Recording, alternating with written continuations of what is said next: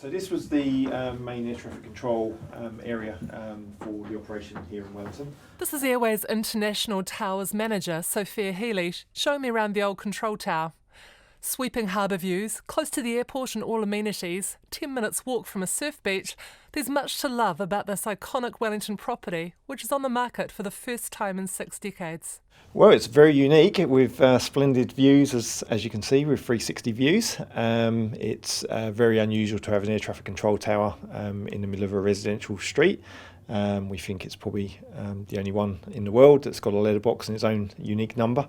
It's served us well at Airways for nearly 60 years, where we provided services from here since 1959 till we moved to our new building down the road a couple of years ago. And yeah, it's mixed feelings to see it go up for sale, to be honest. Known to air traffic controllers as the Grand Old Lady of Wellington, the tower was nicknamed Arnold by neighbours for reasons now lost to the mists of time. In real estate parlance, they would call this a renovator's dream.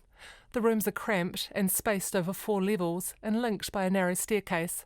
Kitchen facilities are non-existent and the bathrooms are basic.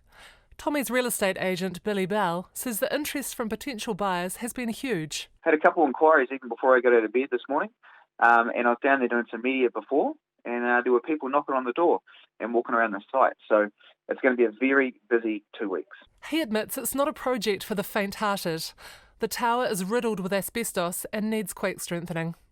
To bring it up to the latest code under residential standards, there's going to be a bit of money involved. And if the whole tower can remain is another question, just to do with the new zoning. It's obviously not zoned as a commercial site anymore, it's residential.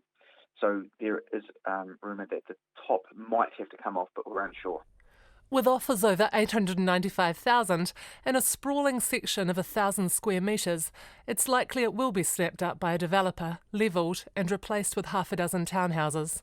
However, Sophia Healy from Airways is hoping someone will fall in love with the Grand Old Lady.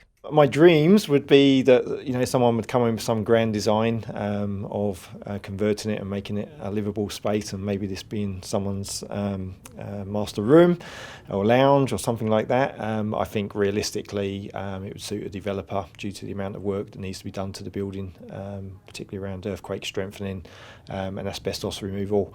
So in all likelihood, I think realistically it's going to be a developer and building some new houses here for Wellington people in the future. Whatever its eventual fate, it's some comfort that the tower that ensured the safety of generations of New Zealanders is going to help the next generation too. Tommy's Real Estate is donating its commission from the sale to the new Wellington Children's Hospital. Tenders close on the 28th this month. For Checkpoint, Ruth Hill.